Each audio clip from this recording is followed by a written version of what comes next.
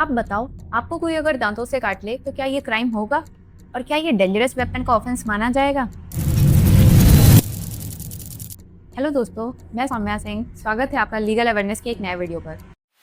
और आज हम बात करेंगे एक दिलचस्प कानूनी फैसले के बारे पे, जिसमें बॉम्बे हाई कोर्ट ने तय किया कि मानव के दांत आईपीसी सेक्शन 324 के तहत डेंजरस वेपन नहीं होते।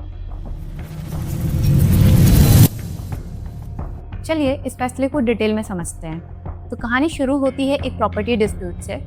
माया नाम की एक महिला अपने ससुराल यानी सोलंकी फैमिली से अपना हिस्सा मांग रही थी, घर, जमीन और ईंट भट्टे के व्यवसाय में। अप्रैल 2020 में माया ने देखा कि उनके देवर तानाजी शिवाजी सोलंकी ईंट लेकर जा रहे हैं। माया ने उन्हें रोकने की कोशिश की और कहा, जब तक कोर्ट से ऑर्डर नहीं आ जाता तब तक आप ईंटें नहीं ले जा सकते हो। तानाजी यानी उनके देवर ने उनकी बात नहीं मानी, जिस वजह से उनके घर पे काफी झगड़ा हुआ।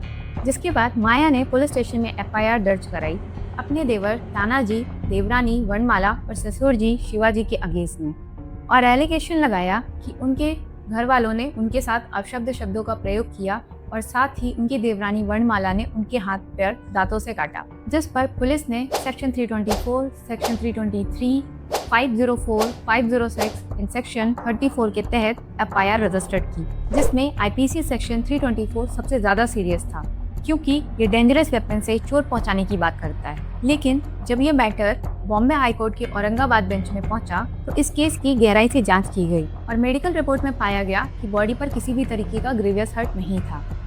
ये बस एक सिंपल हर्ट था, जहां पर बॉम्बे हाई कोर्ट की डिविजनल बेंच जस्टिस विभा कंकणवाड़ी और जस्टिस संजय देशमुख ने कहा कि दांतों से काटना गलत जरूर है, लेकिन इसका मतलब ये नहीं कि इसे डेंजरस वेपन मान लिया जाए। जब तक किसी पर्सन ने आर्टिफिशियली या किसी एडिशनल इंटेंशन के साथ दांतों को वेपन बनाकर यूज ना किया हो, तब तक आईपीसी सेक्शन 324 लागू नहीं हो सकती। ऐसे केसेस में आईपीसी के दूसरे प्रोविजन लागू हो सकते हैं, जैसे आईपीसी सेक्शन 323 सिंपल हर्ट, लेकिन सेक्शन 324 नहीं।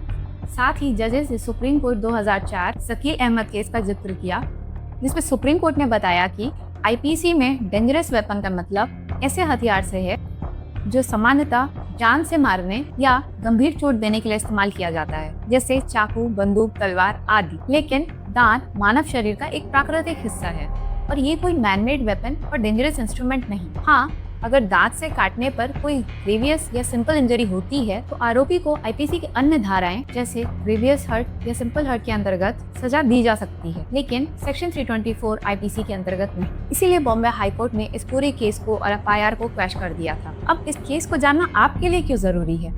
पहली बात, इस फैसले से ये समझ में आता है कि दांत या शरीर के किसी भी अंग को खतरनाक हथियार तभी माना जा सकता है जब उनका उद्देश्य किसी को जानबूझकर नुकसान पहुंचाना हो। दूसरी बात, न्याय तभी संभव है जब हमें कानून और धाराओं का सही तरीके से ज्ञान हो, और जरूरी है कि एफआईआर दर्ज करते समय उचित धाराएं लगाई जाएं, ताकि निर्दोष लोग बेवजह कोर्ट कचहरी के मैटर में न भटकते रहें। तो इस केस से हमें ये समझ में आता है कि कानून का उद्देश्य केवल दंड देना नहीं, बल्कि सही न्याय स्थापित करना है।